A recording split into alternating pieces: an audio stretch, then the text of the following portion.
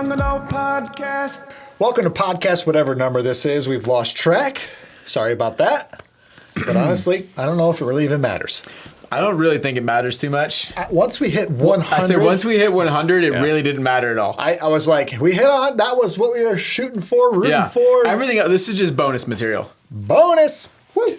Excited about that. And today, my friends, special podcast. Oh, yeah. This comes around, well, we try once a month, but, you know, this is... I was looking back at YouTube, and I think there's been like 6 podcasts in between our last mailbag. And we just kept forgetting to do the Mailbag podcast. We've got great questions. Yeah, we got some funny questions. We got some serious questions. These are great questions. So we're going to get through these questions today. Let's see here. It's Thursday, August. I don't know. What's the date today? 22nd. Okay. The NFL season starts in about 3 weeks. Yep. Excited about that, for sure. Super excited about that. And if you don't know, when the football season starts, me and Pastor Aaron make our picks. And I won last year. You did win last year. Yep. Started around week 4 making picks, from what I remember. I think we started right away. Because I think you were like 12 and 5. Would you be? I forget it. I thought it was like at least 2 or 3 games into the season. No, because we picked for the Chiefs. I remember picking for the Chiefs, which was the first game of the season. Yeah, we did pick for the Chiefs. Yeah. You're right. Yep. Yeah. And I predicted they'd lose. But, now I remember what happened. There was a lot of debate about who's going to win that game. Yeah. And so I just brought it up on the podcast. Who do you think's going to win? Yes, it was. And we just kind of started keeping track. And it was never intended to just go for the whole entire football season. Right. That was never the intention. Correct. But we liked it so much. Yes. That we kept doing it. Yeah, we just kept doing it. And then we realized, why don't we just make this a thing? Yeah, right. That's what happened. Yeah, there you go. Got to the bottom of that one. Mystery solved. Got it figured out. So we'll be starting picks up here pretty soon. You can get in on that as well if you'd like. How do you get in on that? Comment below. Yeah, that's right. Comment below and who you think's going to win. It's whoever the Lions are playing that week. You pick the winner. If you chose correctly, then you get one. That's you get a victory. That's a win victory for you. It's a win so for if you. you predicted the Lions will win and they win, that's a win for you. If you predicted the Lions were going to lose and they lose, that's a victory for you. That's right. That's right. So speaking of comments on our YouTube page, talk to me. I got some comments. Let's read the comments, good or bad, evil, nice. What do you got? Yeah, so I got a couple that were just kind of typical comments that we get, from Holly Monty 7456. I wonder who that is. I don't know. 7456. I don't know who that is. I used to know Holly Monty. Yeah, I don't know anyone by that name anymore. Nah, she doesn't exist from all that I can tell. This person commented. You're probably referencing Holly McAllister. I'm assuming that's who this is. Yeah, because I have got no idea. Who Holly Monty is. Yeah. She said, "Let God water the ground where you're planted," which apparently was a quote from that podcast. Sheesh.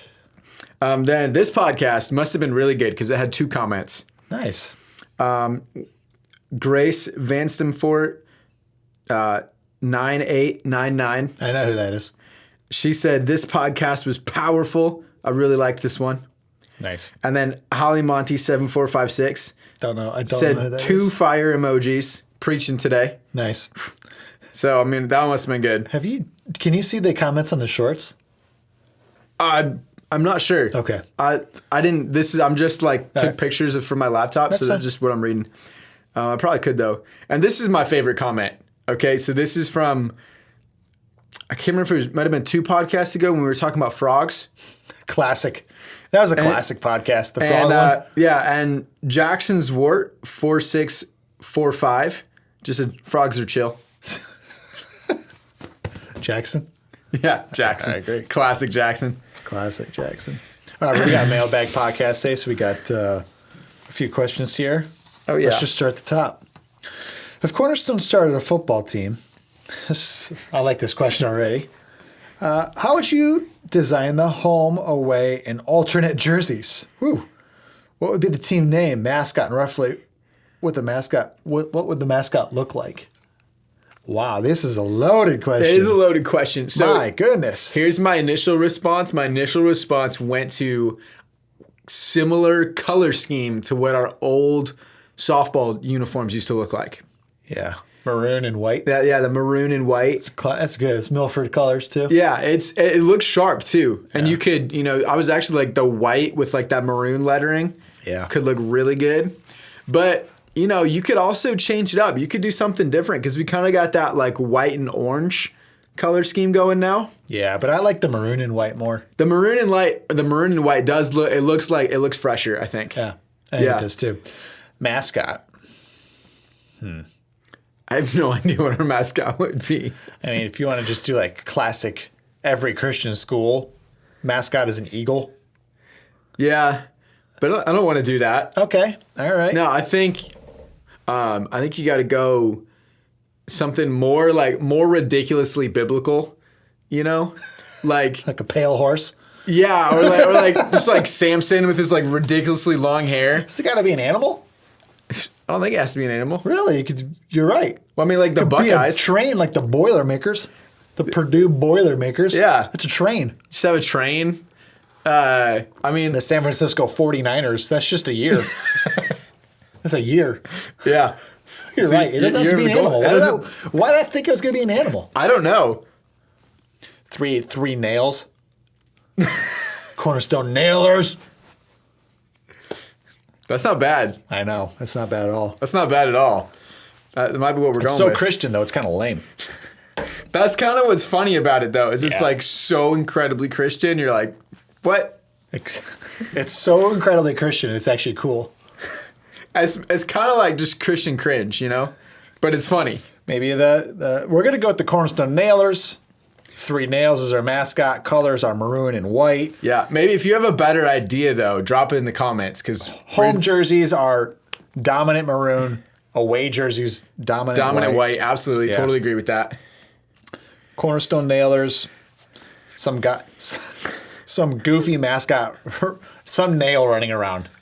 Like a railroad spike. Yeah. It's odd. I picture just a giant railroad spike. Like a 7-foot tall railroad spike just tormenting people. Just wreaking havoc everywhere he goes through the stands. Just, that's the mascot's job. Perfect. Perfect. Yeah. All right. Imagine like his arms and legs sticking out of the nail and they're just gray. Yeah. Like gray sleeves. That's gray. exactly what I'm picturing. He's in this like big, like puff suit, We're on the same page. Yeah. Yeah. That's exactly what I'm picturing. This is so ridiculous. Here's an optional. Yeah. Okay. So you see, they said here in this draft, you draft in the team. Yeah. Who would be the key people in the Cornerstone congregation to pick up and at what position would they play? Well, first off, let's just start with quarterback. Who we got for a quarterback? Okay, quarterback. I mean, honestly, first person that came to mind was my younger brother, Charlie. Okay. He can throw. Okay. If he can throw, then I'll take him. Yeah, he can throw. right. I mean, yeah, it's probably who I'd go with. All right. And let's see here. Then we need a running back. Ooh, who's a running back? I mean, what kind of running back you want? You want like a slippery, squeak through running back? My gosh. You want a power running back? That's a good question. Javon Barr. Oh, yeah, dude, Javon Barr, let's go. Yeah. If you don't know these people, just Facebook them. Okay, wide receiver.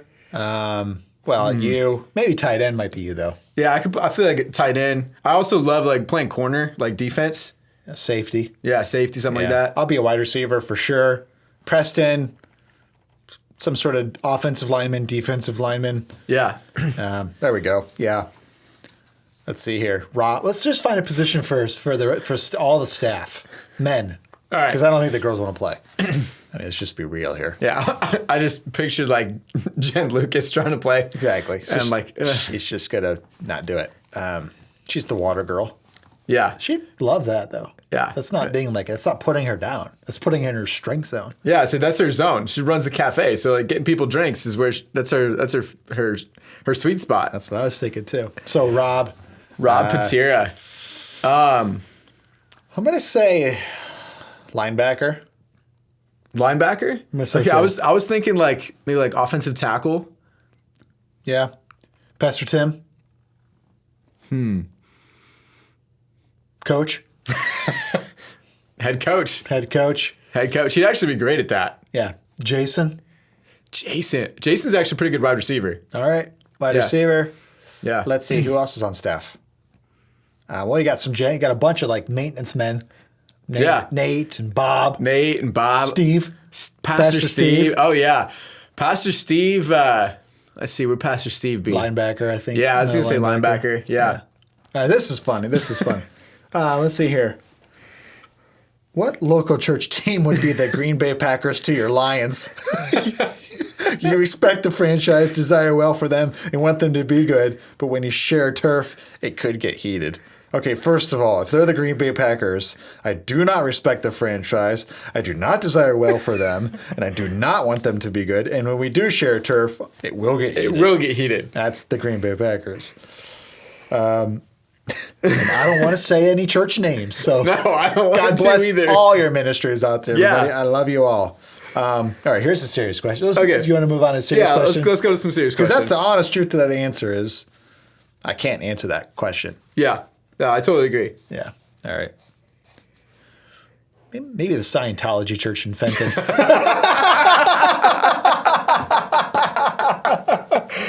The Christian Church of Scientology. I just thought, yeah. That's That's funny. That was good. There you go. Yeah, does that answer your question? It doesn't. It doesn't really give you the juice you want, I know, but that's still funny. All right. Well, this is a serious question. While conversing about frugality / being frugal with your money, so while conversing about frugality and generosity with a fellow believer, they said the phrase, be generous to yourself too. What do you think about this phrase? It immediately makes me just like think yes and no.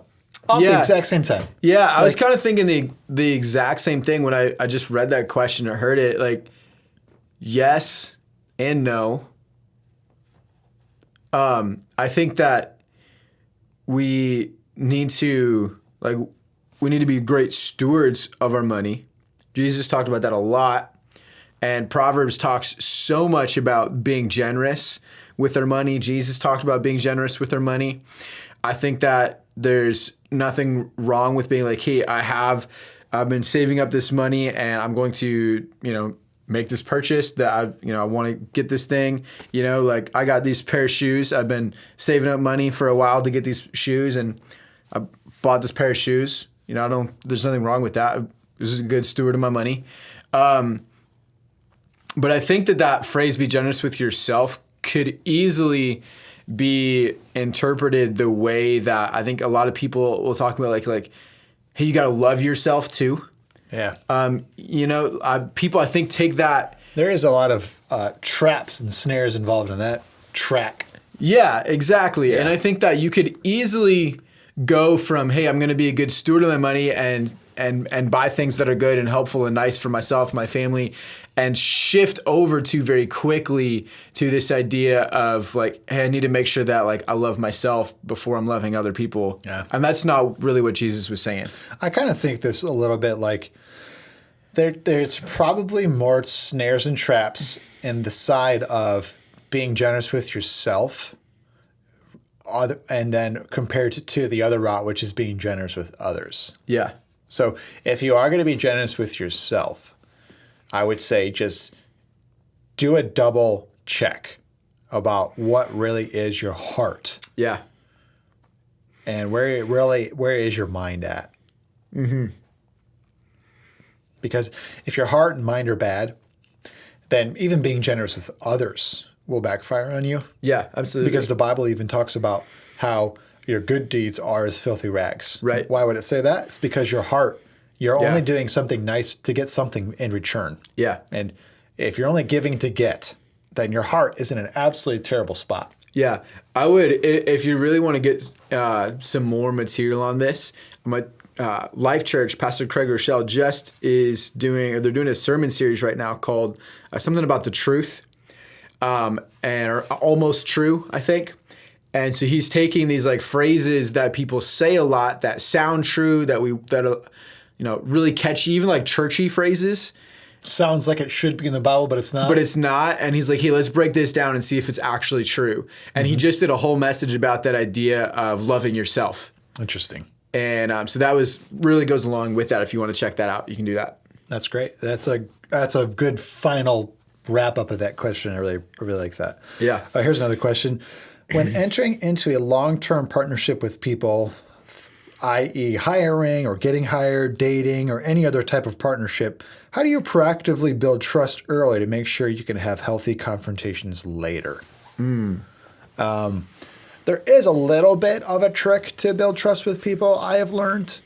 And I would say, but at the same time, true trust can really only be built over the long range. Yeah. But you can build a little bit of trust early. And in my opinion, one of the ways to build trust early, and maybe the best way to build trust quickly with people and early, is to hang out together.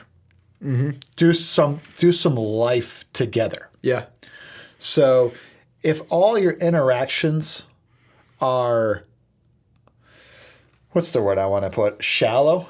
Yeah. Just kind of simple office conversation. Yeah, absolutely. Just passing each other in the hallways at work. And you're just slow, like you're just kind of getting to know somebody through like a level one kind of conversations and a level one of time spent together. Yeah. You know, that won't build trust quickly. You need to do some life together. Yeah. And I'll tell you right now, you want to do like an exercise to build trust quickly, like do a high ropes course together over the weekend. Yeah. Go whitewater rafting together. Oh, yeah. You know? Yeah, for sure. Because then you're literally sometimes you're putting your life in other people's hands, it feels like. Yeah, absolutely. And if you're having that experience with them and they rise to the occasion and they are doing awesome, or they just drop the ball completely, and like you'll kind of get a sense of what people are like. Yeah, absolutely. And I think too that even obviously it doesn't have to be sometimes something that extreme. You know, not everybody has time to drive up to the UP to go whitewater rafting on a weekend.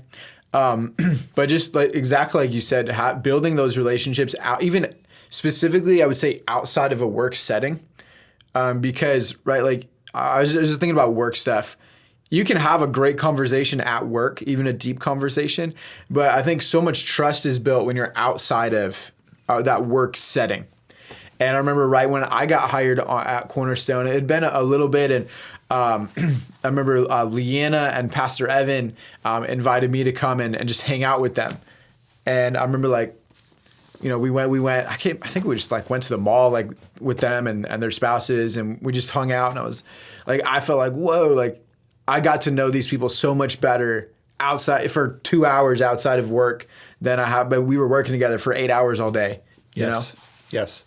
And that's a little piece of advice, but still, trust, real trust is built over years. Oh, 100%. Of life together. 100%. And I'll even say this, even then, people can still hide secrets and hide themselves and protect themselves and put out a fake version of themselves to somehow hold power, hold position, and not lose stuff. So you never really quite know who people really are sometimes. That's a whole other podcast. I guess, Yeah, so that is, you just opened a whole other can of worms. Yeah, I did open a can of worms. All right, we have got a couple more questions here. I like this question. It says, how do you keep a heavenly mindset when on a prayer walk? Ooh. Okay. I like that. So I guess it's no secret that I would say that I really, really love prayer walks. I would say that I almost have I have a very difficult time praying on my own unless I am like pacing or walking. And I know you like prayer walks too. Yeah. So I think I was talking with a student about this maybe a month or two ago. And so for me, I'm the same way. If I'm just like sitting down, I get so distracted and I just get like fidgety and mind wanders. Yeah, my mind wanders. But like walking helps me stay focused. And so like that's something that really helps me. Yeah. I was talking with a student and they're like, man, when I walk, like I'm just seeing everything and I get so distracted and think about all the stuff that I got to do and what I could do. And when it's like, well then, then if don't go on a prayer walk. Yeah, if it's so distracting to you, then find another way that you can connect with God. Absolutely. Maybe like for them, like, I think it's much easier for me to stay focused when I just like shut the door in my room and like have like just turn the lights off, like no distraction. Like, well then, hey, if that's how you can get just focused on Jesus, then don't try to go on a prayer walk. Yeah. Just focus on Jesus that way. Mm-hmm. I don't know. That would kind of be. But some practical things I do on my prayer walk too to keep me focused is I do a combination of maybe like 3 or 4 things. So I do pray, which means I bring my petitions to the Lord for myself and for others. You wouldn't believe how much is going on and how many people need prayer. So I definitely lift the petitions up. I spend time giving thanks to the Lord. It's like worshiping Him. I will play worship music. Yep. Sometimes I put earbuds in. Sometimes just the phone sits in my like pocket, on my flannel that I wear, my button-up flannel shirt. I put the phone in the pocket, the speaker pointing up, and I put the worship music on. And I just let the words become my prayers. Then I just say, oh, yes, Lord. Yes, Lord. Let that be true of me. Yes, Lord. I do love you today, God. And I just, and then a lot of times too, I play the Bible app. I literally hit play on the Bible app and scripture just starts going. Scripture just starts being read. And I just listen to those stories. And sometimes as those stories are being told, as those scriptures are being read aloud, something like an arrow hits my heart. I pause it. I ponder on it. I pray about that. Oh, yes, Lord. That's so true. I see that. Yes, Lord. I can see that. And I hit play again, or sometimes I go back to worship music. Sometimes I just stop and I pray a little bit. And a lot of times even too, I'll say this, is sometimes I just love to just not say anything, not listen to anything. And I'm aware that God is alive, that the sun is coming up for me today, that these birds are singing so that I have something. God put them here for me to enjoy. Come on. That's so good. And I just think about all that. I just let that become, and I just it heals you of all your stress and anxieties.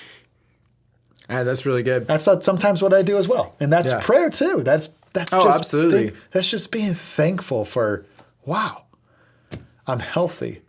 I'm walking around, and look at all this good stuff around me. It's pretty incredible. Yeah, that's incredible. That's awesome. I hope that helps. Did that help, you think? I think so. That helped me. That gave me some great ideas too. Yeah, it did. That's good. Yeah. Sweet. Awesome. Last question. All right, here we go. Why do you think it's so hard to break a bad habit? So, we've talked a couple times on here about habits. I think one of the reasons it's so hard to break a bad habit is because usually bad habits feel good. Yep. Like if I'm That's like, man, actually the truth. That's the number one reason why it's hard to break a bad habit. Like, man, if I need to stop eating so many cookies. Well, cookies are delicious. I don't want to stop eating more cookies, Yeah. It's a really simple example, but I would say that's probably the number one reason that immediately comes to my mind of why it's so hard to break a bad habit. Yeah.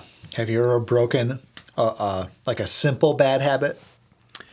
Let's see. Actually, so I used to walk crooked. Okay. And I had no idea. It was just something that would just like happen. And one time my parents pointed it out. Like you would walk crooked down the sidewalk, feet, or your feet No, were my crooked? feet were crooked. My feet were like turned in. Like a pigeon. Yeah. Okay. And I had to learn how to walk, with my feet straight. Okay. Which was really weird. Like you'd think, well, yeah, duh, everybody walks their feet straight. But apparently mine were like cockeyed, turned in. Yeah. You guys can't see it on the camera, but I'm doing it with my feet right now. But just lift them up like this. His feet were like that. Oh, that's the ab workout right there. Yeah, it is. Not many people are as strong as me could have done that. Just get them up like that. Yeah, I mean, I stopped biting my fingernails Actually, my fingernails are really long right now. I think I need to trim them a little bit. Don't bite them. Don't do it. I don't want to bite my fingernails anymore. But That's good. yeah, but it's hard to break a bad habit because of what you're saying. It's because it feels good. Sometimes you get stuck in terrible cycles where, like, let's just say it's a bad habit that's actually so bad that it can destroy your life. And now, why would anybody continue to do that? Well, first of all, it feels good when you're doing it. Yeah. And then after it's all said and done, the effects of that kick in. Like if you're doing drugs, like or you're a drinker, Yeah. like you get the hangover, you get these negative effects from the experience, and you like tell yourself, "Oh my gosh, I'm never doing that again. Oh, I'm never going to do that again. I feel so terrible." And so you don't do it for a couple weeks, maybe, but then all of a sudden, just like the cravings kick in again. Yep. And what you told yourself you were never going to do, and you had all the right reasons, and you were really you were very true in all your reasons not to do it again. You find yourself, boom, doing it again. Yeah. And then the cycle starts again. The guilt, the shame, the bad feelings, and you'll tell yourself, "I never do that again, Lord. I'm so sorry." And then it starts again. Those are the cycles of addiction, and if you're stuck in that kind of cycle where like not just biting your fingernails or, something like weird, doing some sort of weird thing with your mouth, like, like a weird habit. No, where you're like your addictions and your bad habits could destroy your life. Yeah. Then you need to figure out why you want to do that stuff. Right. Now, I would seek professional help.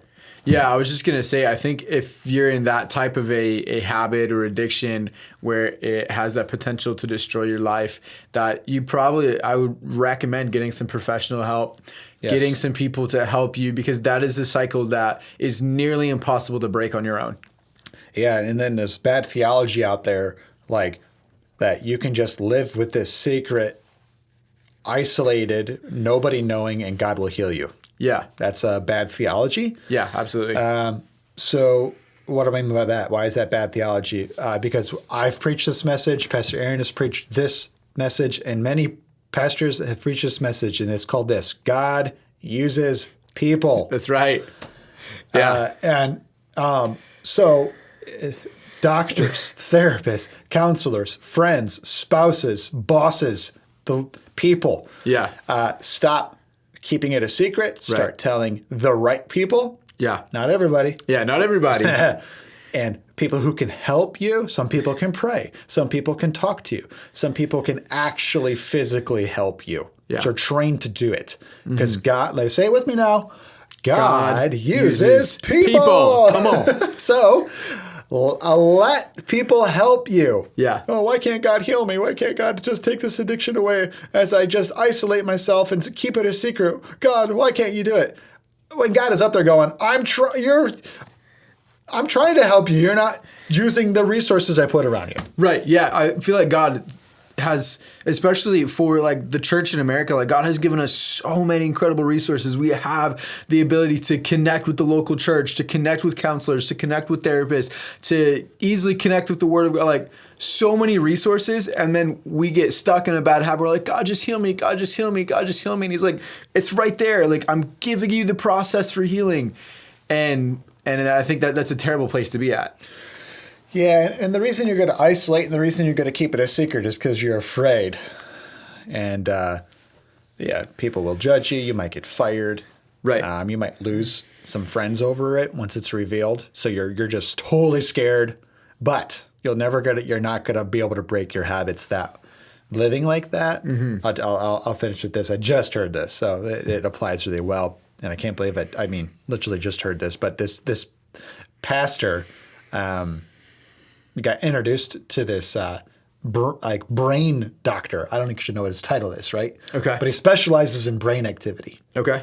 And the doctor was starting this experiment where he was like scanning people's brains. Okay. And then he was trying to figure out essentially like if your brain scan looks like this, then you've got like bad habits. Okay. Or childhood trauma. All right. Or you're going to hurt yourself one day. Okay. If your brain looks like this, you're healthy, you're emotionally healthy, you're probably going to do very well in life, blah, blah, blah, blah. Okay. And this pastor was introduced to this guy, and this doctor was like, hey, he's essentially like, can I scan all your brains for my research? Okay. And they were all like, sure. They actually thought it was going to be pretty cool. So they Yeah. went to the office one day. They all got their brains scanned. And a few days later, this doctor called the pastor. Okay. And he's like, hey, I got your brain scan here. Can I ask you some questions? And the guy was like, sure, He's like, asked him some questions and then told him this on the phone. You should resign. Your brain scan is so bad. You have self-destructive tendencies. I don't know you. I don't know your life. I don't know what's going on.